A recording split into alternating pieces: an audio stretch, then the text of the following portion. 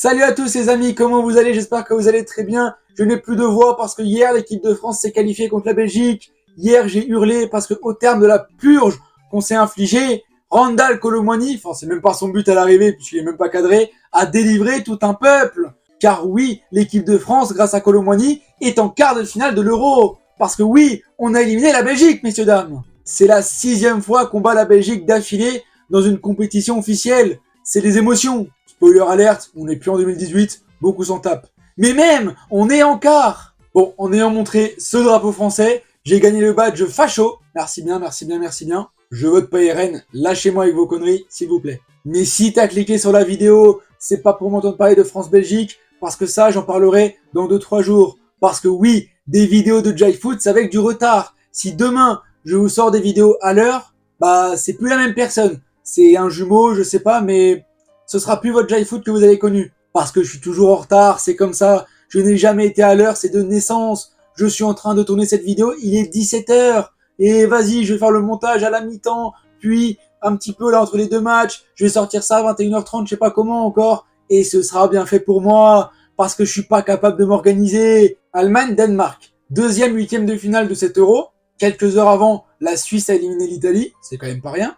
D'un côté, on a l'Allemagne qui est en mode rouleau compresseur. On a un des deux seuls pays, avec l'Espagne, qui est vraiment rentré dans son Euro, qui est vraiment bon au football et qui propose du foot. Non, parce que ce que propose la France, l'Italie, l'Angleterre, etc., c'est pas du foot. C'est catastrophique, c'est des purges. Après, je vais me faire l'avocat du diable. Quand on est en train de superposer match après match dans les saisons avec des calendriers surchargés, bah ouais, les mecs qui ont fait championnat, coupe, Ligue des champions, peut-être même Europa League, etc., bah oui, ils sont cuits en fait. Bref, l'Allemagne, elle, est bien rentrée dans sa compétition. Après, ils sont chez eux, ça aide quand même pas mal aussi. Et en face, on a le Danemark. C'est plus le Danemark d'avant, c'est un Danemark qui a beaucoup plus de mal quand même, mine de rien. C'est un Danemark qui avait fait demi-finale de l'Euro, qui avait été traumatisé par l'Angleterre. Là, ils sont tombés dans la même poule de l'Angleterre. Ils ont gratté leur nul. Bref, ils ont gratté leur qualif. Et fun fact, le Danemark est passé deuxième et pas troisième. Ils étaient troisième à la fin du match. Mais la Slovénie, dans l'autre match qui est en même temps,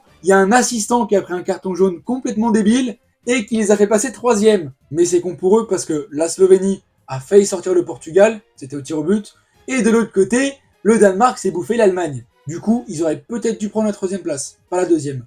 Le match commence et l'Allemagne nous montre ce qu'elle sait faire, c'est-à-dire le rouleau compresseur. Pendant 15-20 minutes, le Danemark ne voit pas le jour. L'Allemagne marque, mais il y a Joshua Kimmich qui a décidé de faire tampon, donc forcément le but est annulé. Nagelsmann a affirmé que le but aurait dû être maintenu. Vous pensez? Moi je pense pas. Et derrière, le Danemark va commencer à jouer aussi. Les débats vont commencer à s'équilibrer et le Danemark se dit, bon, la Suisse a sorti l'Italie, même si c'était une fausse surprise.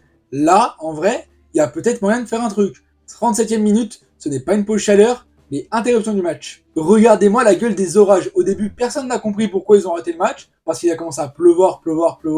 On a vu des éclairs sur le Signal Iduna Park. On a vu des balles de golf. Mais on a vu des Danois complètement fous qui étaient en train de se prendre leur meilleure douche. Car oui, à Dortmund, il y a quelques particularités. Il y a des endroits où il y a des filets d'eau qui coulent en continu quand il pleut. C'est très drôle à voir. Mais quand tu vas te baigner là-dessous, tu es inconscient. Genre là, t'es un Danois, tu te dis, tiens, je vais aller me baigner là-dessous. Il est putain d'éclairs. Alors au début, on se dit, bon, ça va s'arrêter dans 5-10 minutes. Pendant une demi-heure, le match s'arrête. S'il y avait eu des prolongations, bah peut-être que ça aurait été un des matchs les plus longs de l'histoire de l'Euro. Jean-Charles Sabatier nous explique que potentiellement, si ça dure trop longtemps, enfin c'est pas Sabatier, c'est son assistant je crois, explique que bah ça pourrait être reporté à demain. On est tous en train de se dire, il y a un monde, il se passe une dinguerie. Bon, sur Twitter, j'ai vu des dingueries aussi, hein. Et je m'en veux d'avoir rigolé à ça. Je m'en veux parce que en vrai, c'est un humour noir, c'est un humour d'enculé. Mais qu'est-ce que c'était drôle sur le coup. Bref, pendant 25 minutes, on assiste à un déferlement météorologique. Et on va pas se mentir, vu la gueule de certains matchs dans cette compétition,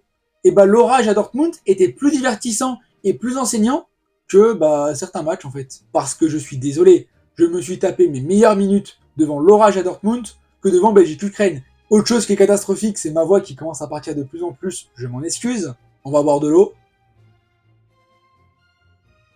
Jifoot se transforme en Jai Météo, parce que vraiment, il y a des belles images.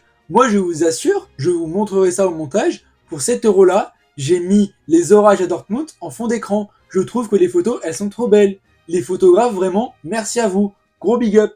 Mais bref, le match reprend après 25 minutes d'interruption. Il y a les 7 minutes qui restaient de la première mi-temps. Spoiler, il se passe rien. Mi-temps. Et là, on arrive à ce pourquoi la vidéo est intéressante aussi. Et ce pourquoi vous avez vu sous la miniature, Joachim Andersen.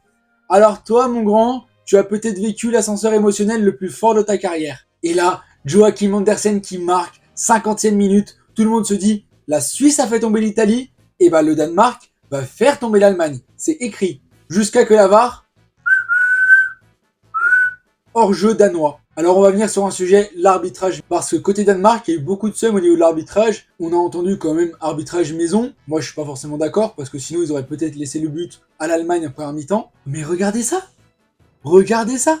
Comment leur en vouloir? Genre là, si le pélo, il faisait pas du 45 mais du 43, bah il y avait pas hors-jeu. Il y avait but, et peut-être que ça change totalement ce match. Maintenant, je peux comprendre que ça foute la haine. Je peux comprendre que ça suscite débat sur le fait de retravailler cette règle-là de merde.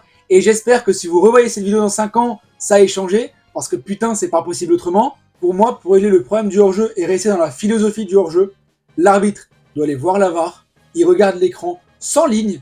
Je précise bien sans ligne. Et si, en quelques secondes, rapidement, il arrive à déceler un hors-jeu, on siffle. Sinon, non. Bref, Joachim Andersen qui est bien monté, bah, va redescendre, puisque son but est refusé. Et il va plonger, parce que quelques secondes plus tard, mais qu'est-ce qu'il nous fait? Penalty. Et ouais, une main un petit peu débile, mais bon, là c'est pareil. En vrai, le Danemark va dire il n'y a pas penalty. Moi, en vrai, bah, il y a main, c'est la règle, etc. Bon, pareil, le débat sur les mains, on peut l'avoir, le revoir. C'est un merdier depuis plusieurs années. On n'arrive pas à régler ce problème et c'est bien chiant. Mais penalty, la Kai Havertz, pareil. Alors ça, c'est pareil. Je vais encore PC là-dessus. Pourquoi les gardiens, dès qu'ils sortent de leur ligne, on les fusille et hop, penalty à retirer, quand par contre, des attaquants se permettent de faire des arrêts. Enfin, Lewandowski contre l'équipe de France, là c'est pareil. Kai Havertz contre le Danemark, le mec fait un arrêt. Le mec s'arrête. C'est pas normal. Ça aussi, il va falloir le revoir. Bref, ça fait 1-0 pour l'Allemagne. Et c'est comme ça qu'en quelques minutes, dû à la même personne, on passe du 1-0 pour le Danemark au 1-0 pour l'Allemagne. Maintenant, bah c'est le foot, c'est comme ça. L'Allemagne derrière, en vrai, n'a rien volé. L'Allemagne s'est fait plus d'occasions. L'Allemagne a failli marquer à 2 reprises. Derrière, il y a le deuxième but de l'Allemagne. Mouchela termine. L'Allemagne mérite sa qualification en quart. Même si, bah oui, je peux comprendre que c'est triste pour les Danois, forcément. Parce que tu te dis que t'étais à ça, d'un côté comme de l'autre, bah, de gagner le match, en fait. Parce que t'étais à ça, sur le hors-jeu. Et pareil, la main, bon bah, elle est débile, hein. 2-0 pour l'Allemagne. Derrière, le Danemark va un petit peu pousser, mais sans vraiment être convaincant. Ça se termine 2-0. Le Danemark sort de la compétition. La logique est respectée. L'Allemagne va en quart. Et l'Allemagne va affronter l'Espagne. On va avoir le premier vrai gros choc de cet Euro. Bref, voilà, c'était tout pour cette vidéo qui retraçait les intempéries, qui retraçait Joachim Andersen. Je vais essayer de mettre comme d'hab un maximum d'images, de vidéos. Surtout pour les intempéries, parce qu'en vrai, il y a des belles images, etc. N'hésitez pas à liker, à vous abonner si ce n'est pas déjà fait, à cliquer sur la cloche, parce que je sais que mes vidéos, elles sortent à des heures impromptues. Donc voilà, vous aurez quand même les notifs. N'hésitez pas à liker si la vidéo vous a plu, à vous abonner si ce n'est pas encore fait, à cliquer sur la cloche si vous voulez pas rater mes vidéos qui sortent à des horaires impromptus, vous aurez la notif. Et puis lâchez un commentaire si vous avez des suggestions, etc. N'hésitez pas. Allez, sur ce, bonne soirée et bon Euro.